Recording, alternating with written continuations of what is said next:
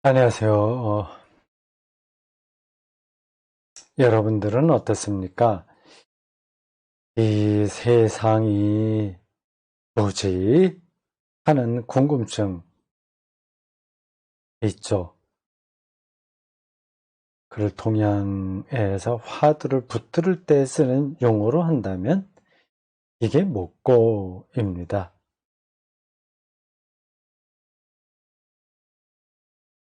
우리 눈앞에 있는 이 세상은 그렇게 우리가 확실하게 알 수가 없어요. 여러 관점에서 그렇습니다. 우리는 이 세계 안에 들어와 버렸어요. 들어가 있으니까 그 안에서는 이 세계를 볼 수가 없습니다. 연극을 생각해 보십시오. 연극 무대 안에 있는 배우들은 지금 전체를 보지를 못합니다. 그 안에 들어가 있기 때문이에요. 그 연극 장면 전체를 보려면 바깥에 나와야 됩니다. 관객으로 있어야 되는 거예요. 세계에 우리가 들어가 있거든요. 이 말이 뭐 별거 아닌 거를 그럴듯하게 얘기하는 것 같다 생각이 들지도 모르겠습니다. 그래서 세계 안에 들어있다는 말도 잘 감이 안 잡힐 수도 있어요. 그건 뭐 여러분들이 더 생각해 보시기 바랍니다. 그 안에 들어가 있어서 그래서 뭐 철학자들이 하는 용어로 그걸 바꾼다면 사람은 피투적 존재다인 겁니다. 거의 던져져 있는 거예요. 이 세계를 정확하게 뚫어볼 수가 없습니다. 제가 다른 때도 얘기를 했겠지만 여기에 이 국면에 필요한 설명이라서 설명이기도 하고 그 아포리즘이기도 해서 두 가지 말씀드리면 이렇습니다. 하나는 물고기가 물을 보겠냐 하는 겁니다. 못 보죠, 그거는. 물 바깥에 있어야 물과 물고기가 구분돼서 보입니다. 물고기가 돼버리면 자기는 물과 하나가 돼 있어서 그 물과 자기가 어떻게 구분되는지를 모르는 거죠.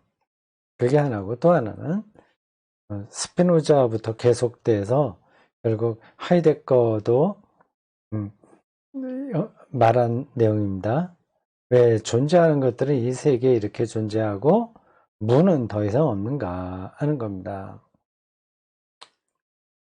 그만큼 우리 앞에 있는 세상은 우리 손안에 딱 들어올 수 있는 대상이 아닙니다. 근데 물리학을 여러분들은 뭐 화학도 그렇고 생물학도 자연과학을 통틀어서 자연과학은 정말 세계를 정확하게 뚫어보는 거지 만약 저게 세계를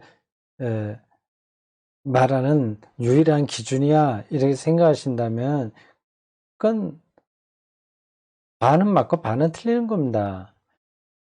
그때까지 알고 있었던 방식으로 세계를 설명하는 거로는 자연과학이 최고예요. 근데 그게 미래의 세계까지 다 말하지는 못합니다.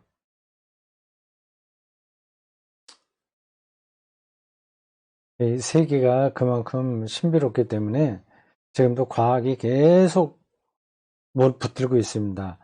그리고 그걸 하는 사람들도 딱 다 안다 그렇게 얘기를 못합니다. 잘 녹화가 되고 있겠죠? 빨간불이 들어와 있습니다. 이런 얘기 들어봤을 겁니다. 수학의 난제라고 말이죠. 수학의 난제.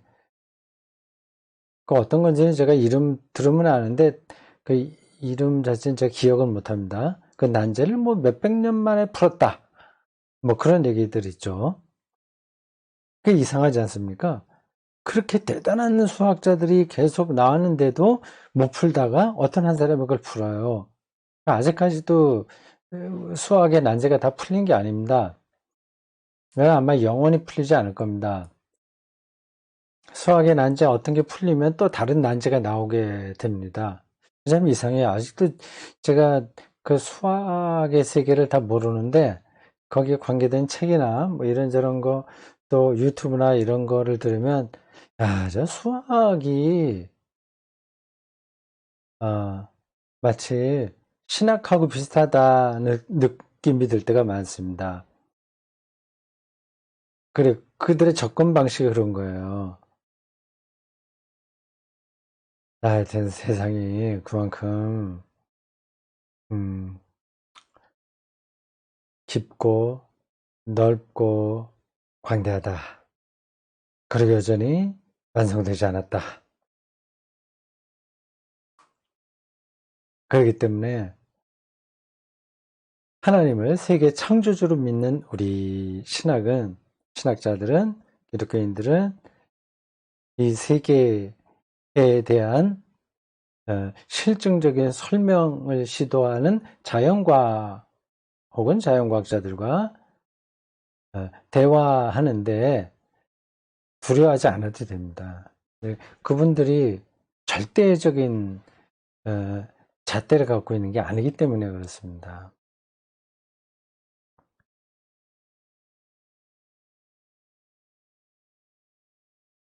자, 우리는 이제 그러한 기본적인 질문을 바탕에 깔고, 그 기본적인 질문이라고 그랬죠? 그 궁금증입니다.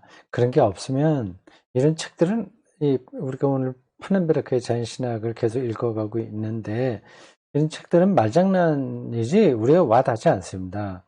그리고 이 근본적인 그런 질문들이 있어야 하나님, 그 하나님의 구원, 어, 그런 기독교 신학의 주제들을 말할 근거가 생기는 겁니다. 우리 한국교회의 많은 설교자들에게서의 한계가 바로 그런 거라고 할 수 있죠. 근원적인 것에 대한 궁금증이 없어요. 물론 하나님을 늘 이야기하긴 하는데 그게 근원적인 게 되지는 못합니다. 그건 뭐 여러분들이 잘 아실 거예요. 그러니까 그러한 세계, 인간, 시간, 존재, 미래 이 모두 근원적인 것에 대해서 아주 두려운 마음과 거룩한 호기심을 느끼고 있는 사람들은 교회 안에서 설교를 들을 때 대단히 공허한 거죠. 저 설교가 지금 뭘 하려고 하는지 그 근본이 취약하니까 탄탄하지 못하니까 와 닿지 않게 되는 겁니다. 그게 뭔지 설교자들이 사실 눈치채지 못하는 경우가 많이 있어요. 그는 이제 신학 공부의 문제도 있는 것 같습니다. 신학교에서 가르치는 교수들이 그 가르치는 내용이 이 전체 세계 학문 역사 안에서 어떤 위치인지 또 어떤 관계를 맺고 있는지를 쟤는 모르는 거죠. 단편적인 정보만 전하고 있을 뿐입니다. 근데 그렇게 배워도 그 신학생이 이 영적으로 예민하고 지적으로 탁월하고 인문학적 착상이 충분하다면 자기가 알아서 어떤 거를 찾아 나가겠죠. 근데 평범한 학생들이야 뭐 그 배우는 데 영향을 많이 받는 거 아니겠습니까? 그러한 아주 근원에 대한 조금 아까 얘기한 그걸 하나로 묶으면 인문학적 통찰인데 그런 마인드를 전혀 느끼지 못하고 신학교를 졸업하니까 결국 복음을 세일하는 장사꾼 정도, 나쁜 뜻으로가 아니라 착한 장사꾼에 머물게 되는 거죠. 슈퍼마켓 착하게 장사 잘하는 사람 정도의 마인드로 목회를 하게 되는 겁니다.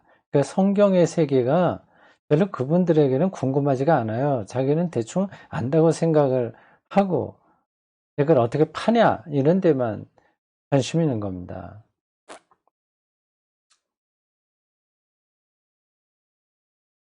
자, 오늘 이 파넨베르크의 자연신학 32번째 하나님과 자연 3장입니다. 이게 타이틀이고 부제는 신학과 자연신학과의 논쟁사. 재미있겠죠? 신학과 자연과학의 논쟁의 역사를 우리가 따라가는 겁니다. 이게 그냥 서로 자기가 이기겠다고 싸우는 거로 생각하시면 안 됩니다. 그건 진리 논쟁이에요, 이것은요. 그게 이제 바르게 어떤 자리에 올라서 있을 수도 있고, 정말 그 이해타산, 그 정치 노름으로 떨어질 때도 좀 있긴 있으나, 기본적으로는 진리의 논쟁입니다.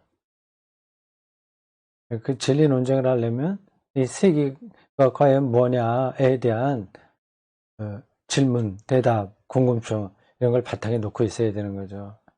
그러한 게 우리 안에서 이렇게 솟아나지 않으면 따분합니다. 이런 이야기들은요.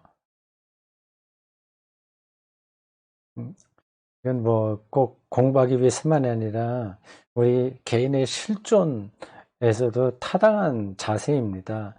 좀 궁금해야 되잖아요. 안에서 그게 궁금증이 막 솟아나야 되지 않습니까? 자기의 삶이 무슨 의미인지, 어떤 인간관계가 뭔지, 그리고 여기서 벌어지고 있는 모든 것들과 자기의 관계 이런 것이 뭔지, 자기의 궁극적 미래에 대한 것, 이런 것들에 대한 궁금증이 이제 안에서 솟아나야 우리 개인들도 삶을 진지하게 살아갈 수 있습니다. 진지하다고 하는 게 그냥 폰만 잡고 심각하게 뭐 자기가 뭐 세계의 모든 문제를 안고 있는 것처럼 이렇게 아주 현학적으로 꼭 생각해야 된다는 뜻이 아닙니다. 실천은 없고 그냥 생각만 고민하고 그렇게 살아도 된다는 뜻이 아닙니다. 됐어요. 말이 자꾸만 더 뭐라 흘렀군요.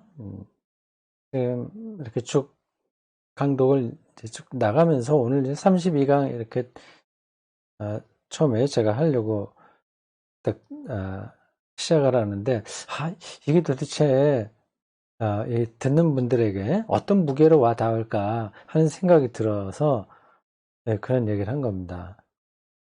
이게 어떤 신학과 자연과학의 관계에서 일어났던 어떤 사실에 대한 정보를 우리가 얻는다, 그게 아닌 거예요. 자주 얘기합니다만 정보는 두 번째 문제입니다. 다 잊어버려도 돼요. 그 근원에 대해서 사유하는 방식을 배우는 겁니다. 그리고 그 근원이 있다고 하는 것을 이제 넌지시라도 뚫어볼 수 있어야 되는 거죠.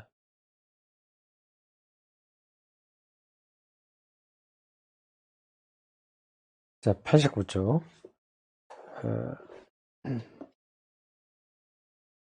중간에서 약간 밑으로 내려온 부분에서 시작하는 패러그래프입니다. 이 주제를 필자는 금세기 초에 이 안경보다도 조금 더 잘 보이는 안경을 쓰는 게 낫겠습니다. 금세기 초에 이르기까지, 금세기 초는 20세기 초예요. 그러니까 1900년대 초, 이렇게까지 과학적 사유와 신학적 사유 사이에 소외를 낳아왔던 과정의 주요 국면들을 간단하게 살펴보는 것으로 시작할까 한다. 신학과 자연과학의 논쟁의 역사를 지금 제3장에서 살펴보려고 합니다. 근데 앞에서 말한 건 서론적인 거였고요. 이제 지금부터 이제 본격적으로 그 논쟁의 역사를 따라가는데, 그 출발은 과학적 사유와 신학적 사이에 소외를 낳았다. 이게 갈라져 버린 거죠. 서로 배척해 버린 그 주요 국면들이 뭐 있는가, 그걸 살펴보겠다고 하는 겁니다.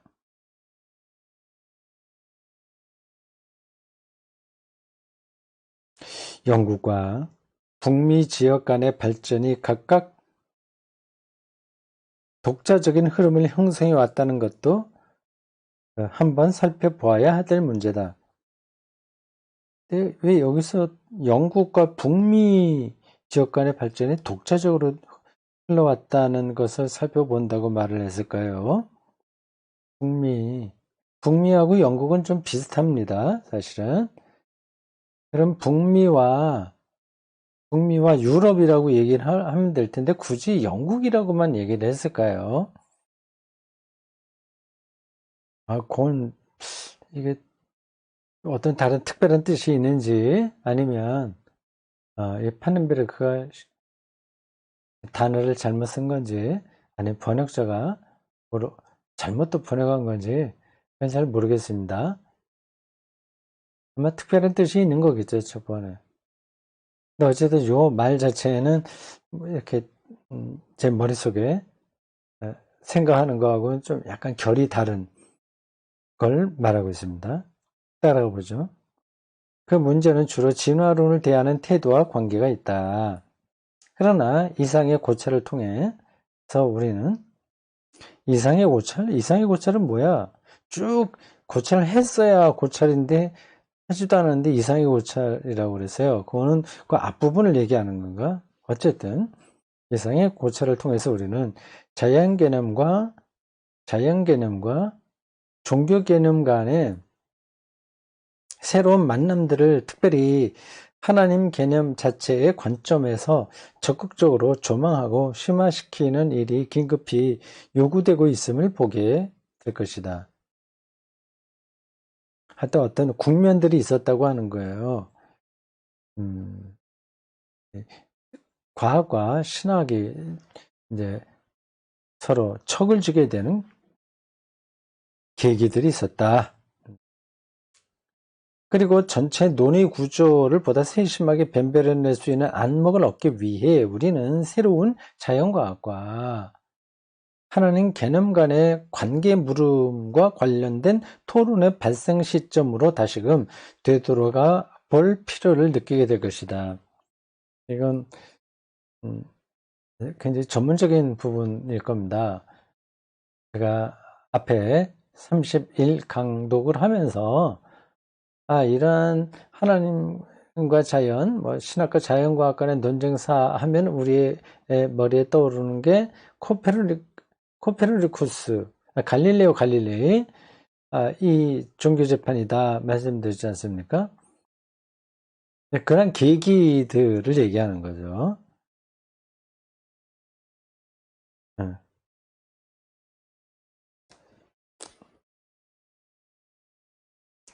그런 개념, 자연과학과 하나님 개념. 하나님이 누구냐? 이게 이제 개념이죠. 그런 누구냐에 대한 질문, 네, 얽혀서 나오는 대답들, 이게 개념이라고 하는데, 하나님, 전지전능하다, 보편적인 진리다, 등등, 그러한 것들 개념이라고 합니다. 그런 것들이 특별하게 발생하게 된 어떤 계기가 있다는 겁니다. 그걸 본격적으로 말을 하려고 하네요. 그 한 페이지 넘어 90쪽에 보면 코페르니쿠스적 혁명 그리고 자연과 신학의 이혼 이런 소제목이 붙어 있습니다. 코페르니쿠스하고 갈릴레이는 비슷한 시대에 같은 입장이었으니까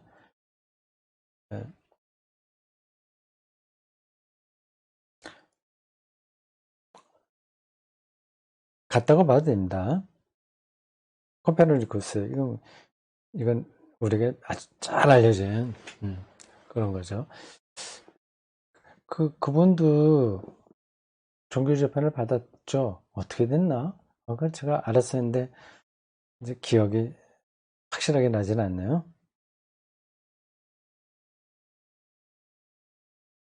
보겠습니다. 자연과학과 신학의 논쟁이 발생한 처음 국면은 16세기로 거슬러 올라간다. 16세기라면 마틴 루터 종교개혁이 한창 활동할 때네요. 1517년에 일단 종교개혁에 발생했다고 보고, 그 뒤로 몇십 년 동안 바르트와 멜랑히톤, 독일에 생활했고, 다른 쪽에서 또 찌뱅글리, 칼빈, 좀 후대 사람인데 계속 나왔습니다. 16세기로 거슬러 올라간다. 그것은 코페르니쿠스의 작업과 더불어 시작한다. 마틴 루터도 이런 점에서는 잘 모르는 게 많았을 겁니다. 그의 태양 중심설과 지동설이죠. 그러니까 태양주위를 지구가 돈다는 이론은 당대의 주류 과학 이론과 배치된다는 이유로 로마 교회로부터 또한 종교개혁 주체 세력들로부터 거절당했다. 이 지동설, 갈릴레이도 포함되는데 코페르니쿠스가 더 대표적이죠. 이 사람의 지동설을 로마 가톨릭교회 교황청과 또 종교개혁 그 지도자들, 주체자들이 반대한 이유는 그들이 뭐 자연과학 자체를 알겠어요. 다만 당시의 주류 과학과 다른 이야기이기 때문에 반대한 겁니다. 지동설 자체가 마음에 안 든다기보다는 그런 것 같아요. 제가 보기에는.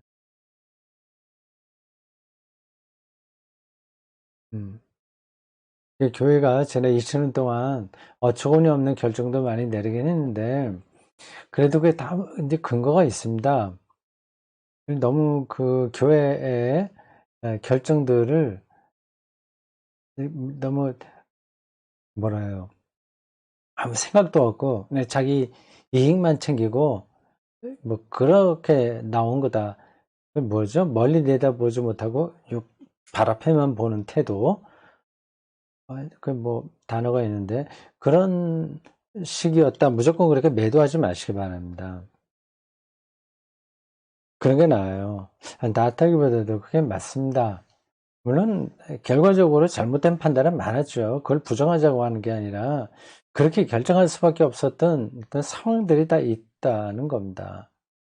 어떤 한 사람과 어떤 한 시대가 모든 것을 다 정확하게 알 수는 없어요.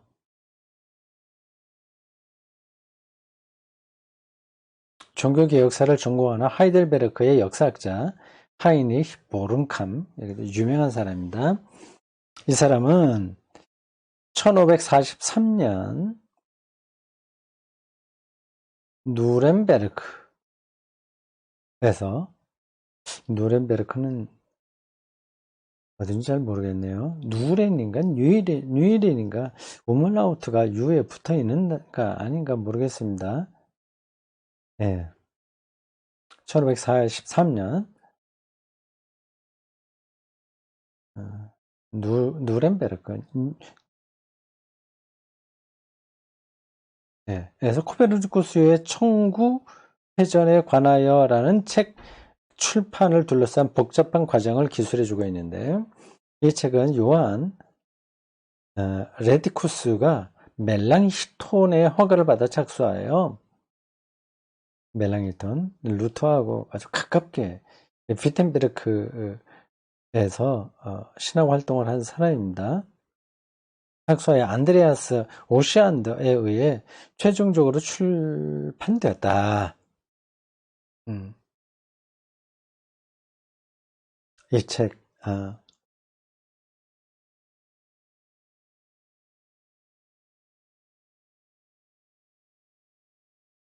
책 이름이 천구 회전에 관하여. 멜랑히톤은 천문학에 상당한 관심을 갖고 있었고 특별히 생애 말기에는 코페르니쿠스의 작품에 대해 비판적이면서도 또한 호의적인 의견들을 발표하기도 했다. 그러나 그는 코페르니쿠스의 논제가 성서에 위배된다는 이유로 거절했다. 문제는 성서의 권위에 있었다. 루터는 1539년 한 좌담에서 그 새로운 점성술사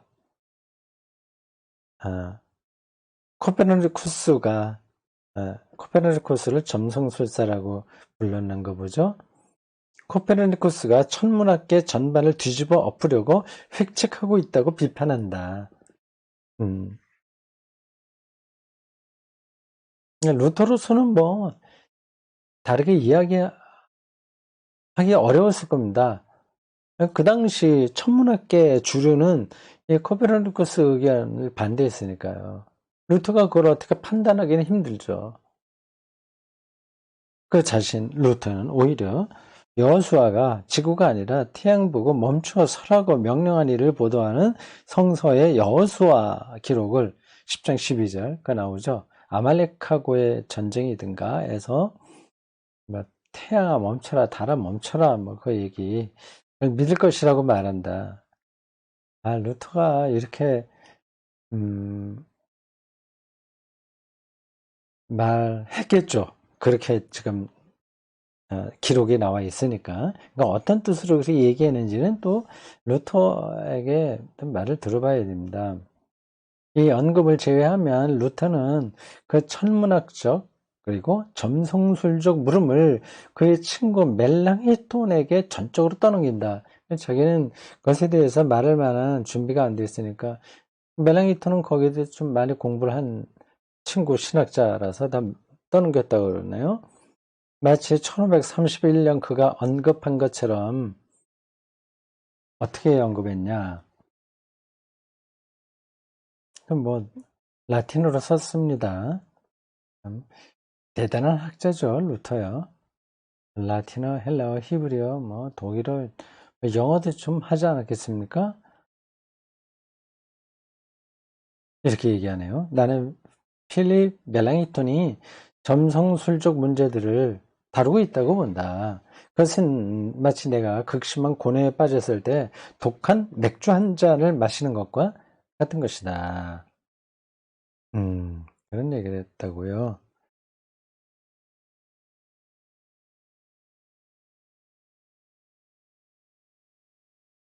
네. 성서에 영감받은 권위를 보호하기 위하여 코페르니쿠스의 세계 시스템을 거절하는 이 입장은 코페르니쿠스의 지동설을 거절하는 거죠. 이 입장은 18세기까지 독일 루터교 신학의 입장이었는데 이는 영국의 상황과는 반대되는 것이었다.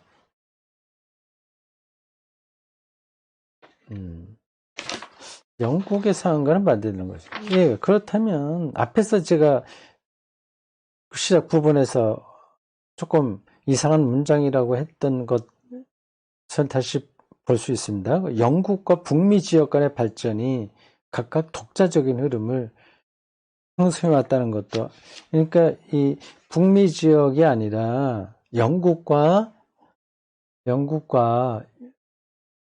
섬이니까 이 대륙이죠. 대륙 지역 간의 발전에 각각 독자적인 흐름이 형성해 왔다고 하는 것도 한번 살펴봐야 되는데 지금 그걸 살펴보고 있잖아요. 그러니까 독일에서 독일은 이제 대륙이죠. 여기하고 영국하고는 이제 입장이 다르다는 얘기 하고 있지 않습니까? 그러니까 앞부분에 나와 있는 영국과 북미가 아니라 영국과 대륙이에요. 유럽 대륙.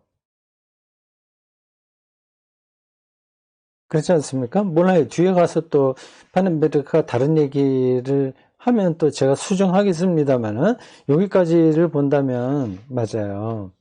그러면 이거는 제가 보기엔 번역이 잘못된 것 같습니다. 번역자가. 영국과 북미라고 하지 말고 대륙 지역 간의 발전이 달랐다. 이렇게 봐야 되겠죠.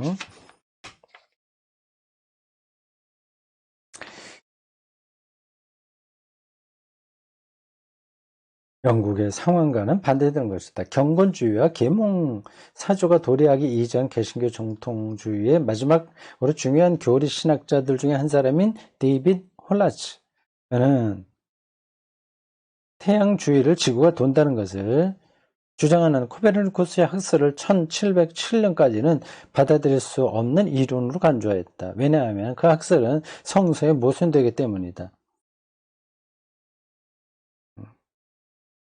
홀라스의 주장 이후 독일에서 상황 또한 변하게 되었다. 마치 그러니까 그 영국은 그걸 좀 받아들이는 쪽으로 갔나 봐요.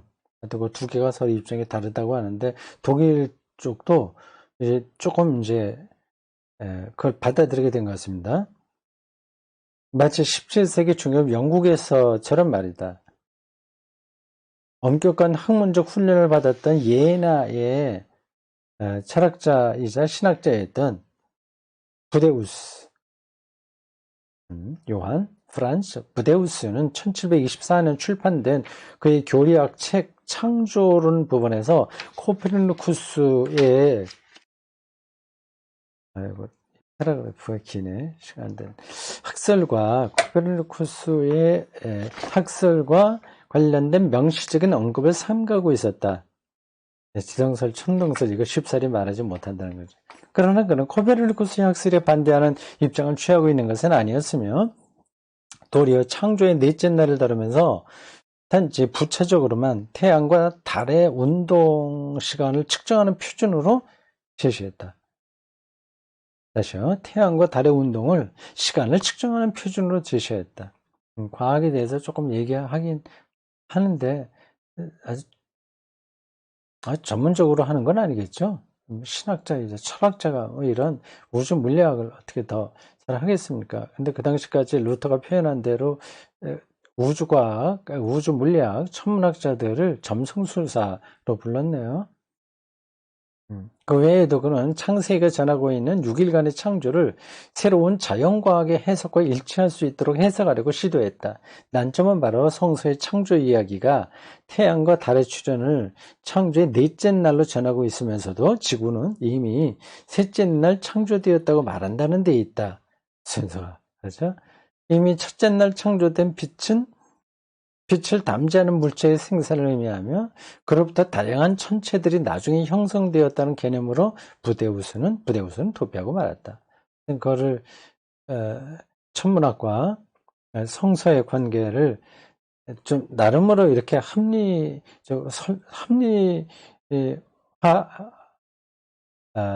합리적으로 설명해 보려고 한 거죠. 이 개념은 계몽기의 중요한 독일 교리 신학자인 바움가르텐. 지그문트 야콥 바움가르텐이 3권으로 저술한 복음주의 신학론, 에서도 찾아볼 수 있는데, 그래서 복음주의적 신학론 이렇게 번역하면 곤란합니다. 에반겔리시아 글라우벤스 레일에 이렇게 돼 있잖아요. 이게 독일어거든요. 그러면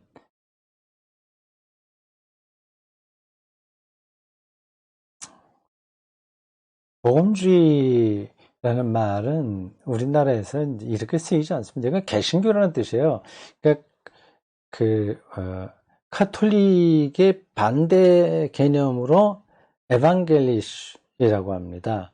그러니까 복음주의적 신학론하면 우리나라에서는 좀 진보적인 거하고는 좀 다른 거. 그리고 보수도 아니고 진보도 아니고 열린 보수 해서 복음주의다 이렇게 얘기하지 않습니까? 복음주의라고 하면 안 되죠. 칼바르티의 그 책 중에서 하나 그런 게 있습니다. 에반겔리시 테올로기 되는데 이게 복음주의 신학이라고 번역을 첫 번에 옛날엔 했어요. 근데 지금 새롭게 번역된 거로는 개신교 신학 했는데 이게 맞습니다. 그중 첫 번째 책은 바움가르텐의 제자 세물러라고 그건 영어로 번역하는 거고 독일어로 이 사람은 제물러입니다. 제물러에 의해 1759년에 출판되었다. 바움가르텐은 회전하는 입자들의 소용돌이들을 주장하는 데카르트의 이론에 근거하여 첫째 날 빛의 창조를 해석하였다. 불과 빛을 이루는 입자들이 모여진 덩어리로부터 나중에 태양과 다른 별들이 나왔다. 계몽기 후반에 들어서면서 신학은 창조의 날들이 분할되어 있다는 사실을 성서의 창조 보도가 담재하고 있는 다른 개념들과 마찬가지로 안식일을 성별하는 우주론적 토대를 찾으려는 제의적 관심의 표현으로서 그리고 당대의 점성술적 지식에 상응하는 기술을 제공하는 것으로서 보았다. 대충 지나가면 됩니다.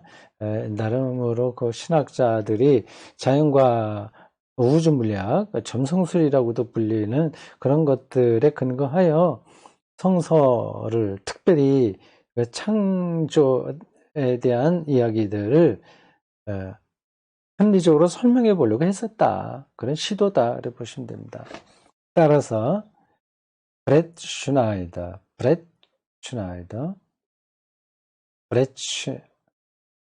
발음하기 힘들죠? 이런 사람 칼 고트프리트, 브렛 슈나이더 하면 된다.